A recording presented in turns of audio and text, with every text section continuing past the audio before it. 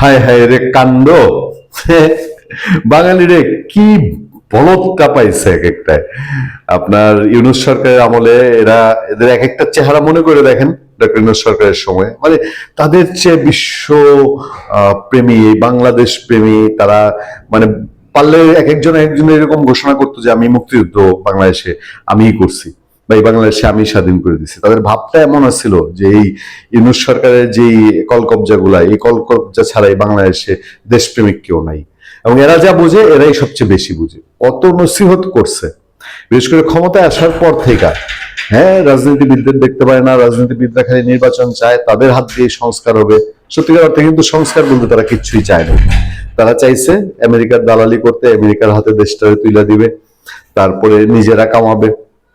কামাইছো? কে কামায় নাই বলেন? আসিফ মাহমুদ সজীব ভুঁইয়া তার এখন পর্যন্ত তো মানে ঘাইটা কিছু বাইরেতেছে না, কারণ তারেক রহমান সরকার ছাড় দিয়ে যেতেছে তাদের বোঝাপড়ার অংশ হিসেবে। আসিফ নজরুল, মুস্তাফা সরোয়ার ফারুকী, রেজওয়ানা বন্যা, কার কথা বাদ দিবেন?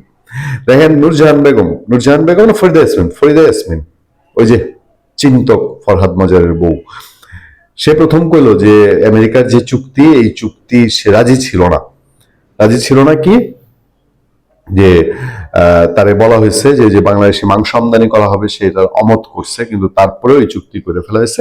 তারা এগুলা কিছু জানতো না, ফরিদা ইয়াসমিন জানতো না। আসিফ নজরুল বলছে, আসিফ নজরুল একই বয়ান, এই চুক্তি সম্পর্কে আমি কিছু জানতাম না, আমি সাইড লাইনে ছিলাম। হ্যাঁ, এটা আমি তখন আইন আদালতের বিষয়, আমি আইন আদালত নিয়ে শুধু ছিলাম, আমি এসব জানি টানি না। সৈয়দা রেজওয়ানা জানে না, আসিফ নজরুল জানে না, মোস্তফা সরোয়ার ফারুকী জানে না, ব্রিগেডিয়ার সাকাওয়াত হোসেন তিনিও প্রত্যক্ষ পরোক্ষভাবে বলছেন, তিনিও জানেন না।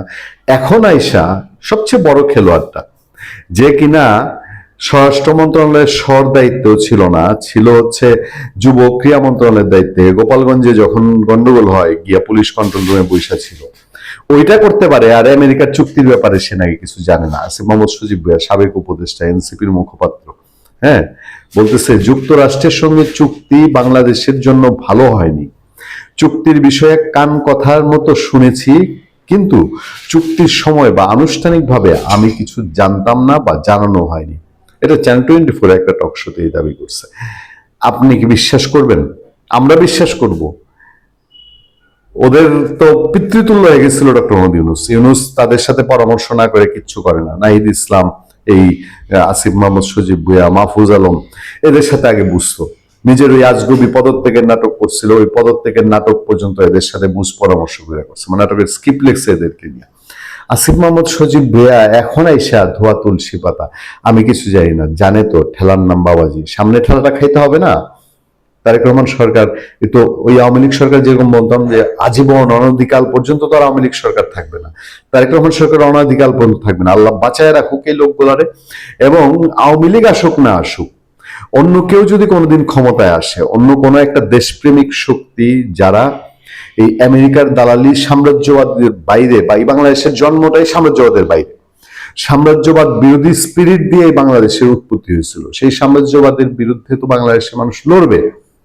এখনো বাংলাদেশে কিছু কিছু মানুষ কথা বলছে, ভবিষ্যতে আরো বলবে, এবং তখন এগুলো বিচারের আওতায় আনবে এই উপদেষ্টা পরিষদের প্রত্যেকটা লোক, প্রত্যেকটা সদস্য, ইউনূস সরকারের উপদেষ্টা পরিষদের প্রত্যেকটা এই বাংলাদেশের স্বাধীনতা সার্বভৌমত্ব বিকিয়ে দেওয়ার জন্য প্রত্যেকটা দায়ী।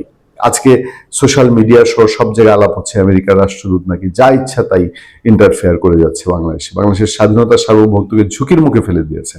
ফলে আসিফ মাহমুদ সজীব ভুঁইয়ারা কি এইসব বলে পার পেয়ে যাবে? ভালো থাকবেন, সুস্থ থাকবেন। আপনাদের সাথে আমি আতিক রহমান, পূর্ণিয়া।